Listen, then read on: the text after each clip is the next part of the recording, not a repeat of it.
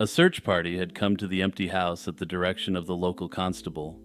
The word in the village was that the owner, a tinsmith who'd been gone at the front for nearly 2 years, had left behind a cache of industrial fuel or alcohol in the garden. The Austro-Hungarian army was short on fuel, as it was short on almost everything at that point, and anything flammable in a sealed metal drum was worth a look. The property was also being released by the landlord, so nobody objected to a few men having a wander through the garden.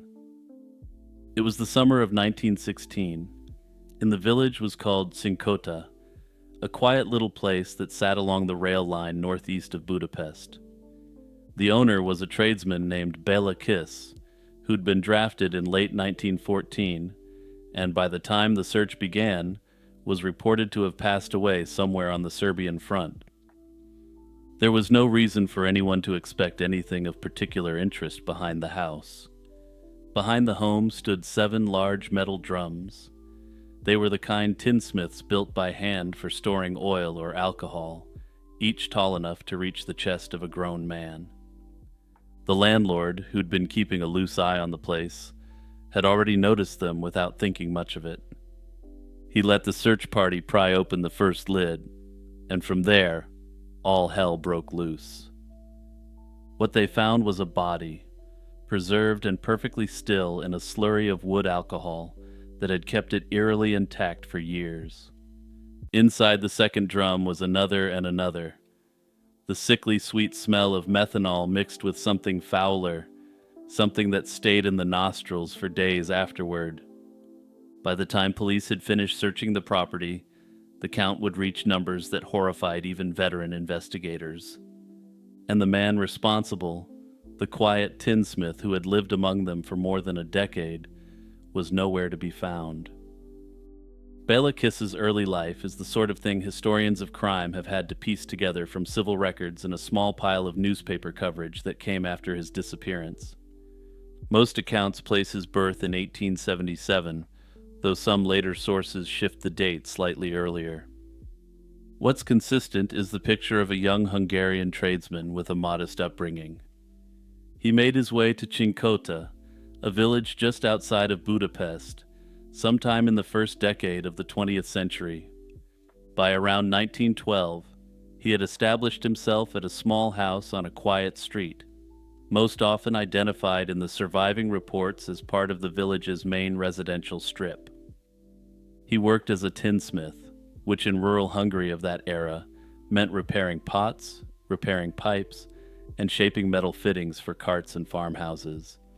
But most importantly, it meant building and maintaining the large cylindrical drums that farmers and distillers used to store liquids. It was a practical, unremarkable trade, and his neighbors tended to like him. He was well-mannered and soft-spoken, the kind of man who tipped his hat to old women on the street and paid his bills on time. He was also, by most reports, unusually handsome, and contemporary descriptions tend to emphasize his fair hair, light eyes, and general good looks. A surviving sketch of Kiss, based on a photograph, shows a groomed man in his late 30s, the sort of face a small-town widow would apparently read as reassuring rather than alarming. That physical advantage would later prove essential to the things he was doing behind closed doors. Kiss was married, though in a society where extended families shared the same street and everyone knew everyone else, the details of his domestic life were surprisingly murky. His wife Marie was, according to some sources, considerably younger than he was. She was said to be bright, attractive, and sociable, and several neighbors later told investigators that they'd suspected the marriage wasn't a happy one. In the back garden stood a workshop, and beside the workshop, a small stretch of land where Kiss conducted what he called experiments. He apparently told those who asked that he was developing a method for preserving meat for long-term storage. It was the kind of explanation that was accepted without much follow-up. After all, tinsmiths were tinkerers who were always coming up with all sorts of odd things, and the drums were a big part of the trade. What investigators would later learn is that Kiss had been leading a second life for years, one conducted almost entirely through the mail. Hungary at the turn of the century was, like much of Europe, full of women who had been left behind in one way or another by the mechanics of an industrializing society. Husbands had gone to work in the cities or had emigrated to America, never to be heard from again. Young men had passed from illness or accident at rates that left the gender ratio incredibly skewed. By the time the world fell into conflict in 1914, the imbalance would become catastrophic. But even before 1914, a woman in her 30s or 40s without a husband was in a difficult position, both financially and socially. Newspapers had begun publishing personal ads, what the English-speaking world called Lonely Hearts columns, to help these women find companions. A widow in a small town might place an ad describing herself in flattering terms, mentioning a modest savings or a small inheritance. She would express interest in corresponding with a respectable gentleman. These respectable gentlemen, in turn, placed their own ads, and the resulting correspondence sometimes blossomed into courtship and marriage. Kiss, despite being married, had become a diligent reader of these columns, though the evidence suggested this habit predated his marriage to Marie.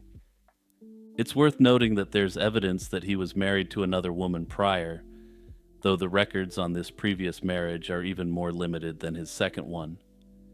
Starting sometime around the turn of the century, and possibly earlier, he'd begun writing to the women whose listings caught his attention. He introduced himself under a rotating series of aliases, the most frequently cited being Hoffman. In his letters, he was charming, sympathetic, and patient, and he wrote about shared interests. He asked about their families and expressed admiration for their courage in reaching out at a time when a woman advertising for a husband still carried a slight whiff of scandal. Eventually, when the correspondence had reached the proper intimacy, he arranged to meet. Many of the women had already sent him small sums of money by that point, ostensibly to help with wedding expenses or the cost of his travel. Kiss predictably didn't travel, and instead they came to him. What the women who responded didn't know, of course, was that Kiss was writing to dozens of them at once. Each one believed she was his singular correspondent, his only hope, his sole romantic focus. And each one, at the moment when her visit to the tinsmith's house in Cincotta began, walked into a trap that had been set for her over weeks or months of careful letters. Estimates of how many women he corresponded with vary wildly, though some believe he communicated with hundreds over the course of the years. Not all of them agreed to visit, and some thought better of the idea and broke off the exchange. Some were warned off by more skeptical relatives, but unfortunately, enough did travel to Cincotta to fill the drums in the garden several times over. Many brought dowries, savings, or small sums of inheritance with them, which Kiss pocketed after the fact. The money effectively funded the whole operation, though whether his motive was primarily financial or not isn't known. The initial turning point in the story, if there is one, came in 1912, and it didn't involve any of the women from the correspondence at all. Marie Kiss, according to accounts compiled by investigators afterwards, had grown tired of her distant husband and his strange hours and his odd experiments in the back garden. She'd allegedly begun a romantic relationship with a man who was apparently named Paul Beccari, a local artist whom the couple had known socially.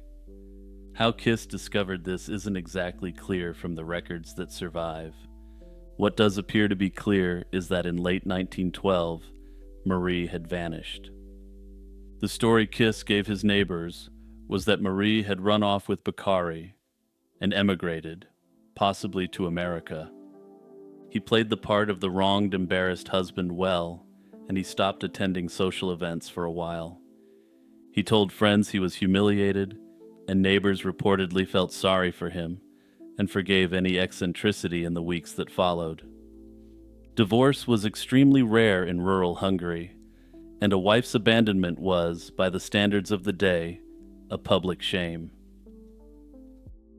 At the time, no one thought much of it, since Hungary was a country people left if they had the opportunity to do so. It was assumed the two had started a new life abroad, and for years that was it. But when investigators would later pry open the drums in Kiss's garden, among the preserved bodies they'd find were two that matched the descriptions of Marie and Paul. After Marie's disappearance, the pace of the correspondence seems to have accelerated, with more letters and more visits. More drums appeared quietly in the garden behind the workshop, and the neighbors continued to like him. His business continued to tick along.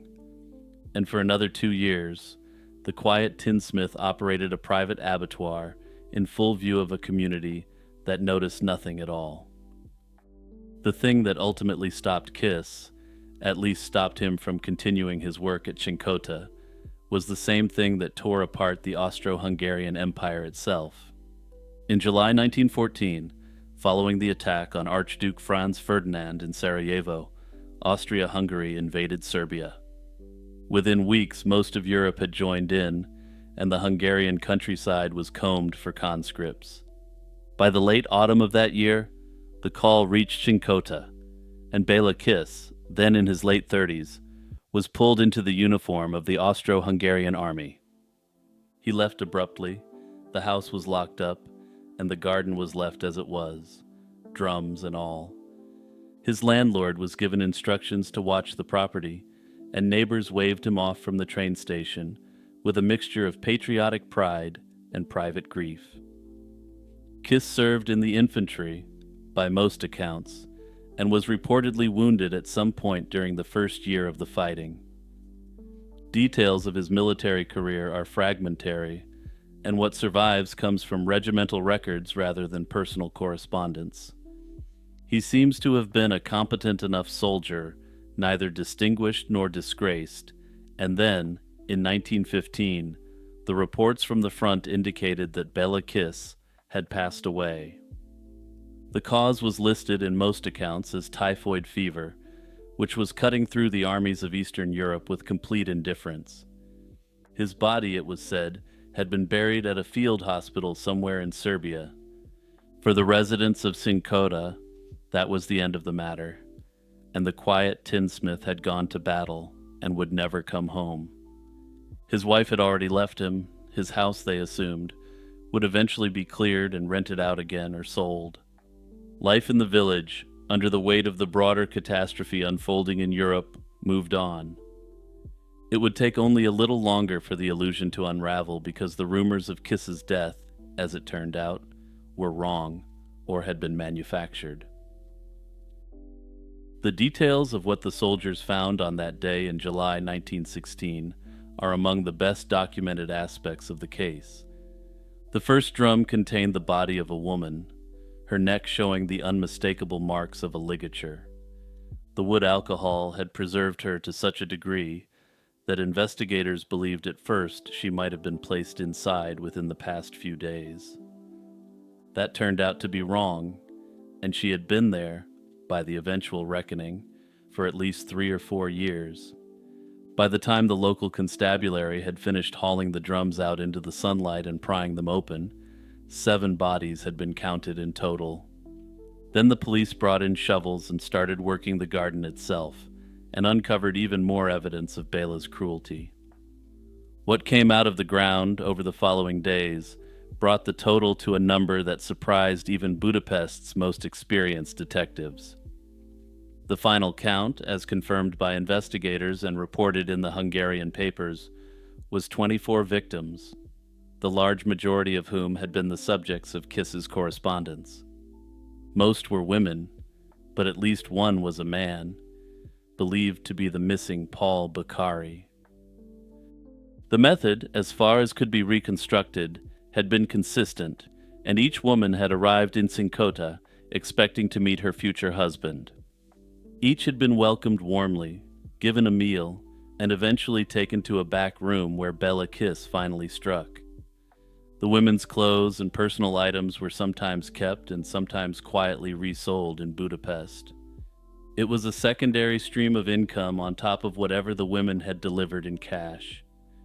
Inside the house, police discovered an enormous collection of women's letters, most of them bundled and labeled in Kiss's careful handwriting. The sheer volume of the correspondence made it possible for the first time to begin reconstructing who the victims had been, where they'd come from, and how he had drawn them in. The case fell into the lap of a detective named Károly Nagy, the Budapest police chief whose handling of the investigation would become legendary in Hungarian criminal history. Nagy was reportedly meticulous, and he personally oversaw the excavation of the garden and the cataloging of the correspondence. He began the painstaking work of matching letters to missing persons reports across the country and beyond. He tracked leads into Vienna, Bratislava, and several small towns in what would soon become the successor states of the former empire. He's said to have personally identified more than a dozen of the victims by name in the first year after the discovery. But Austria-Hungary was on the verge of collapse, and communication across the disintegrating empire was difficult. The Austro-Hungarian military authorities initially insisted that Kiss was gone, and that the matter was therefore effectively closed, but Nagy didn't believe them. He sent inquiries through military channels asking for confirmation of Kiss's passing, details of the burial, and access to the regimental records. What came back was unsatisfying, and the body that had been buried under Kiss's name, it turned out, belonged to someone else entirely.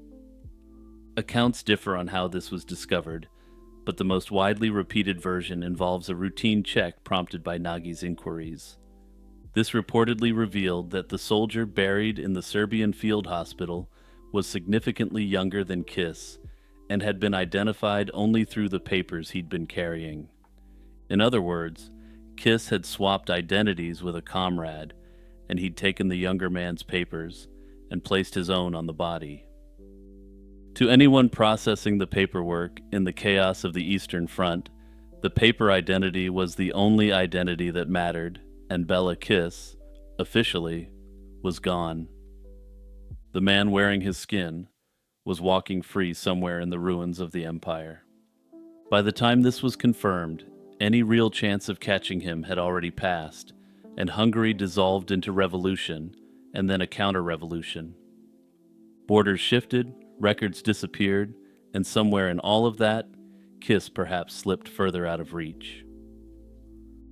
What happened to Bela Kiss after 1916 is, essentially, a problem of folklore disguised as a problem of history. In 1919, a rumor circulated through Budapest that Kiss had been spotted walking across the Margaret Bridge in a part of the city he'd known well in his younger days. A former neighbor reportedly recognized him and the police were called. By the time they arrived, the man on the bridge was gone, absorbed into the crowds of a capital still reeling from the collapse of the empire. Whether the witness had actually seen him, or had simply seen a stranger who resembled a face from a newspaper sketch, is something no one ever managed to establish. Within a year or so, the stories took on a more international flavor. One account, widely repeated in newspaper columns during the following decade, placed Kiss in the French Foreign Legion, where he was said to be serving under the name Hoffman. If this was true, he reportedly claimed to be a German or an Austrian, and was using the same alias he'd used in most of his letters. He was reportedly overheard in a Legion barracks bragging about his skill with a garrote, which another soldier connected to the Cincotta case. When investigators arrived to speak with him, they were told that the soldier in question had deserted only days before. Whether any of this actually happened is extremely difficult to establish. The Legion of the period kept notoriously loose records, and most of the claims can't be verified against a surviving document. Newspapers, for their part, had something of an incentive to keep Bela Kiss in the headlines, since his name moved papers. The most famous of the sightings came in 1932, when a New York detective named Henry Oswald reportedly saw a man emerging from a Times Square subway station. He was absolutely convinced that the man he had seen was none other than Bela Kiss himself, living in America. Oswald was well known within the department for an unusually precise visual memory. By the time he pushed through the crowd to get a better look, the man had vanished into the street traffic, and he was never identified. Ultimately, I have to question this sighting, since Kiss would have been about 20 years older than the famous sketch of him at this time. Further, if Kiss was alive and on the lam, I'm going to assume he would at least have the sense to adopt some different facial hair. If he hadn't had this minimal survival sense, I seriously have to question how he would have been on the run that long, despite being so infamous. There were other sightings as well, and New York City appears to have been something of an epicenter of this phenomenon. In the mid-30s, a janitor in a New York apartment block apparently closely resembled Bela Kiss. However, when the authorities went to investigate this janitor, he had allegedly stopped working there and could never be tracked down. There was also, allegedly, an instance of a man trying to cross the Hungarian border in the 1920s who resembled Kiss, though this is poorly attested in the sources.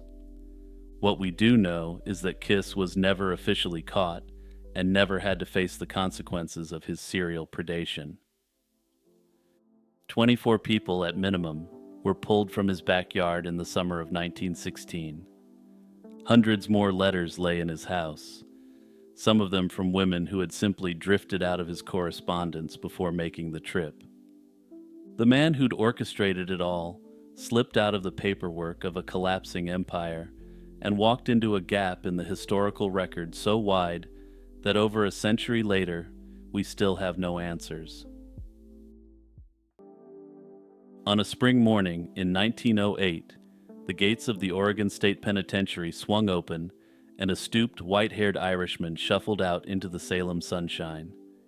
He was somewhere on the far side of 60, depending on which census you trusted, and he'd just spent 13 years inside for a crime he'd always insisted he hadn't done. A handful of reporters were waiting at the curb.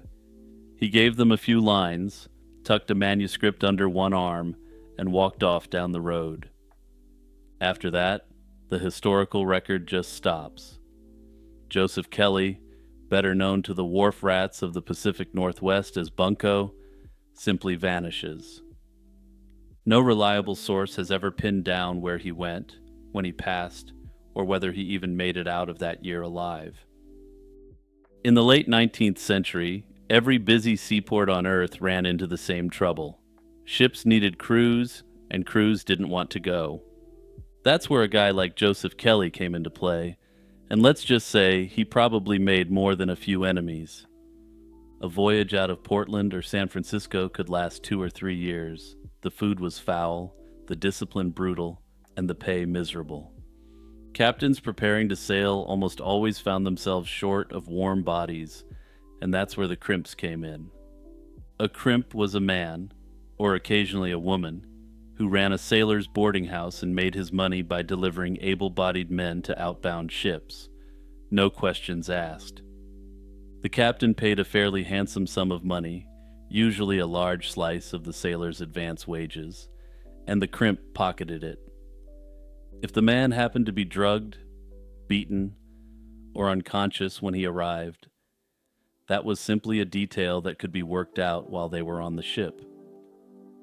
The boarding house economy around the whole business was its own ecosystem. A crimp's house took in board, lodging, and clothing on credit against a sailor's future wages. By the time the man was put aboard ship, his books were so deep in arrears that the entire advance from the captain went straight to the crimp. The sailor woke up at sea, broke and bound to a long voyage, and started the cycle all over again at the other end. The trade had its own grim toolkit. Crimps spiked drinks with laudanum or chloral hydrate, pulled men through trap doors, and stuffed them into carts bound for the docks. The verb shanghaied came into English specifically to describe this practice, since Shanghai was one of the longest and most dreaded destinations a sailor could wake up bound for. By the 1880s, Portland had earned a reputation as one of the worst ports in the country for it, thanks to an almost total lack of meaningful policing. There was also the fact that the law itself hadn't properly addressed the practice, likely because it was considered a necessary evil for international commerce. Federal legislation in the early 1900s eventually clamped down hard on the practice, but in the years Kelly was working, the whole business was wide open. Kelly drifted into Portland in the 1870s, having come from Liverpool by way of the East Coast. He was Irish-born, slight, and physically unimpressive, but he had feral charisma and a real gift for running a good swindle. The nickname Bunko came from the slang of the day for con games, and Kelly, ironically, earned it honestly, at least in the framework of his own world. He ran boarding houses near the riverfront, the most famous of them in what's now Old Town, and kept a stable of runners who haunted the saloons looking for marks. His operation leaned on a tight little network of bartenders, ladies of negotiable affections, sympathetic landlords, and the occasional corrupt constable. All of these individuals could be relied on to point men his way or hold them somewhere quiet until a ship was ready. The legends that grew up around him in the local press were lurid, even by the standards of 19th century crime reporting. The most famous claimed that Kelly once stumbled across a group of men who'd broken into the basement of a funeral parlor, thinking they'd found a hidden saloon. They'd helped themselves to what turned out to be embalming fluid, and several were already deceased by the time he found them.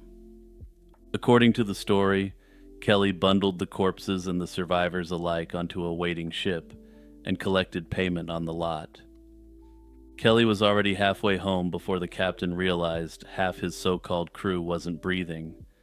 The captain, for his part, had no recourse, since Kelly and his associates had a stranglehold on the provision of additional men for ships. Simply put, if Kelly wouldn't do business with you, your ship may not be leaving port anytime soon, for lack of manpower. Whether this event actually happened or not isn't actually clear, but what's not debatable is that people who knew him thought this was true. Personally, I think it sounds a little too perfect, which is why out of all the stories about him, it's so tempting to retell. Better documented is the sheer volume of the trade that Kelly was taking part in. Court records and contemporary newspaper accounts show that Kelly was, for roughly 15 years, one of the busiest crimps in the Pacific Northwest. He moved men by the dozen through his houses and onto the deep-water merchant fleets headed to Asia. In the autumn of 1894, the streak finally broke when a man named George Sayers was found beaten to death, and Kelly was arrested for the slaying. The prosecution leaned heavily on the testimony of a young dock worker who described being present when the attack took place, and named Kelly as the attacker. The defense leaned on character witnesses and on the argument that the alleged motive, a quarrel over a relatively small sum of money, made no sense. They claimed that since his quote-unquote business turned over far larger amounts of money every day, it wouldn't have made any sense to commit the crime. Interestingly, they admitted that his day-to-day operations were built on an inherent sort of violence. There's something inherently humorous about this sort of defense, since it almost implies that Kelly was the kind of guy who would beat someone to death for a larger sum. Kelly insisted from the first day to the last that he'd been framed, possibly by rival crimps, possibly by police officers who'd grown tired of him. Unsurprisingly, the jury didn't believe a word of it, and he was convicted and sentenced to life at the Oregon State Penitentiary in Salem. The trial split public opinion sharply. Some saw it as overdue justice for a man who'd grown rich on human misery, while others detected the distinct smell of a fix. And to be honest, we really don't know whether he did it or not, since the world he operated in was extremely dark to say the least. Inside, by all accounts, he was a quiet, cooperative prisoner. He worked, kept to himself, and spent a fair portion of his free hours writing. The result was a slim, self-justifying memoir titled 13 Years in the Oregon Penitentiary, which he managed to get into print shortly before his release. It's part autobiography, part complaint about the prison system, part theatrical performance, and the closest thing to a primary source we have in his own voice about the crime. And I say closest thing here because he had a strong motive to make himself look as good as possible. Various petitions for clemency made their way to successive governors over the years, and in March of 1908, the governor signed an order commuting his sentence. And here's where the trail goes properly cold. The Portland papers ran a few short pieces on the release. They mostly focused on noting that the old crimper planned to leave the area and try his luck somewhere new. One account had him talking about San Francisco, another mentioned New York, and a third claimed he'd been spotted boarding a Chicago-bound train just a few days later. None of those leads ever produced a confirmed sighting, and it's unclear how true any of these accounts were. Newspapers at the time were eager for Joseph Kelly stories, and journalistic standards at the time were questionable to say the least. There's no death certificate filed in Oregon under his name for 1908 or any year close to it, and the major Pacific Coast papers never ran an obituary. The cities he'd supposedly mentioned turned up no later arrest and no boarding house registration in his name. He simply walked out of the penitentiary and out of the documentary record at the very same moment. Here was a man whose name had been printed thousands of times in the newspapers over the better part of 2 decades. And in his mid-60s, he managed to disappear so completely that no one's retraced his steps in over 100 years of looking. My own personal theory is that Kelly never made it very far at all. He had spent years in a trade built on betrayal, violence, debt, and humiliation, and men like that don't leave clean ledgers behind. Every sailor he tricked onto a ship, every rival he undercut, and every family that lost someone to the waterfront machine became a possible source of burning hatred. Prison may have protected him from those old enemies for 13 years, but release put him back into the world as an old man with a notorious name and very few allies. And I think that last part is important because when he went in the slammer, he had an organization and people to protect him, but when he got out, it was all gone. If someone he had wronged heard he was free, it wouldn't have required a grand plan. It could have been a single former victim, a relative, a rival crimp, or someone from the Sayers orbit who believed Kelly had escaped full justice. Maybe Kelly walked out of prison and someone from his past was waiting close enough to make sure the old crimper never started over. Sometimes the most consequential moments in history begin with something absurdly small. For Bogdan Stashinsky, the event that would reshape his entire life was getting caught riding a train without a ticket. Born on November 4th, 1931, in the village of Borshovichi, near Lviv in western Ukraine, Stashinsky grew up in a family with deep ties to the Ukrainian nationalist movement. His 3 sisters were active members of the Ukrainian Insurgent Army, an organization fiercely opposed to Soviet rule. The region itself was a hotbed of resistance, having been absorbed into the Soviet Union against the will of much of the local population. In 1950, the 19-year-old Stashinsky was arrested by Soviet authorities for the minor infraction of traveling without a valid transit ticket.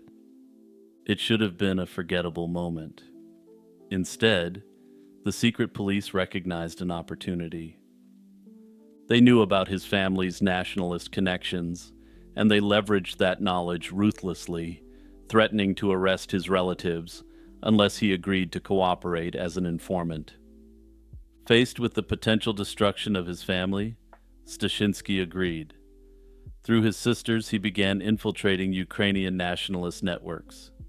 His work proved effective enough that by 1952, he was formally recruited into Soviet intelligence and sent to Kyiv for espionage training. The quiet student from a small Ukrainian village was being transformed into something far more dangerous. By 1954, Stashinsky had been deployed to East Germany under the alias Joseph Lehmann, where he perfected his German and began operating within this volatile theater. His aptitude for languages and his ability to blend into foreign environments made him an ideal candidate for the kind of work Moscow had in mind. From 1956 onward, he traveled frequently to Munich in West Germany, a city that had become a hub for Ukrainian nationalist exiles and a thorn in the Kremlin's side. In 1957, the KGB trained Stashinsky in the use of a highly specialized weapon. It was a compact spray device, roughly the size of a small tube, that crushed a glass ampule containing liquid hydrogen cyanide and expelled the poison as a fine aerosol mist. When sprayed directly into a target's face, the cyanide vapor caused almost immediate cardiac arrest. The beauty of the weapon, from the perspective of intelligence at least, was that it left virtually no trace. Deaths would appear natural, and autopsies would reveal nothing suspicious, and with instructions from Moscow, he tested the weapon on shelter dogs he acquired. This weapon proved highly effective, and the supposedly rescued dogs were dead almost instantly. With this field testing having proved successful, he received word that he was to seek out human targets. His first target was Lev Rebet, an intellectual leader within the Ukrainian exile community and the editor of several nationalist publications in Munich. On October 12, 1957, Bogdan intercepted Rebet on a staircase in the office building where the exile worked. He raised the device, sprayed the mist into Rebet's face, and walked away. Rebet collapsed and died almost instantly. An autopsy concluded he had suffered a heart attack and nobody suspected foul play. Emboldened by this success, Moscow turned Stashinsky's attention to a far bigger target, Stepan Bandera. Bandera was the most prominent figure in the Ukrainian nationalist movement in exile, a man who remained a polarizing symbol of resistance to Soviet authority. Unlike Rebet, Bandera lived under a false identity and took significant precautions for his safety. Reaching him would require patience. On October 15, 1959, Stashinsky followed Bandera to his apartment building in Munich. As Bandera struggled with his door lock, Stashinsky approached and casually asked if the key was giving him trouble. When Bandera looked up to respond, Stashinsky fired an improved version of the poison spray weapon directly into his face. Bandera collapsed in the stairwell and died shortly afterward. Once again, the initial investigation failed to identify the true cause of death. For this operation, Stashinsky was summoned to Moscow and personally awarded the Order of the Red Banner by the KGB chairman, one of the Soviet Union's highest state honors. The axe had been approved at the very top, with Soviet Premier Nikita Khrushchev directly authorizing the attacks. Stashinsky was then given a third assignment: the elimination of Yaroslav Stetsko, another leading anti-Soviet Ukrainian figure living in Munich. That operation was planned for 1960, but for reasons that have never been fully clarified, it was never carried out. The unraveling of Bogdan Stashinsky's career as a Soviet assassin didn't begin with a crisis of ideology. It began with a woman. In 1957, while stationed in East Germany, he met and fell in love with Inga Pohl, an East German woman who, in a twist of deep irony, held strongly anti-communist views. His handlers were alarmed and attempted to discourage the relationship, but Bogdan said that if he couldn't be with her, he'd have no reason to live anymore. At first this didn't work, but Stashinsky persisted. They reluctantly allowed the marriage on the condition that Pohl would become a Soviet citizen and cooperate with intelligence. The couple settled in Moscow, where their apartment was promptly bugged. The KGB overheard them expressing anti-Soviet sentiments, deepening the agency's suspicion that Stashinsky had become a liability. When Stashinsky confided in his wife about the true nature of his work, Pol was horrified. She, of course, knew that he was an intelligence agent, but she didn't realize what exactly he was doing in the course of his work. She helped Stashinsky see what he did wasn't as acts of service to the state, but as the elimination of real human beings with families and lives of their own. For the Soviets, this was their worst fear come true, as she was undoing all of his training and conditioning that made it easy for him to commit these horrific acts. The KGB refused to let the couple travel abroad together, fearing exactly the kind of defection that was now taking shape in Stashinsky's mind. Then tragedy struck. In early 1961, Inga returned to East Germany to give birth to their son, Peter. Stashinsky was forced to remain in Moscow.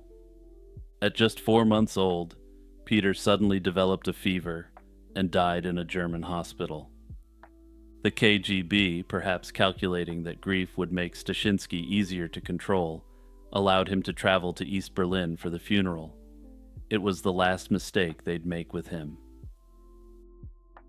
On August 12, 1961, one day before their son's funeral and literal hours before the Berlin Wall began to go up, Stashinsky and his wife slipped away from their handlers.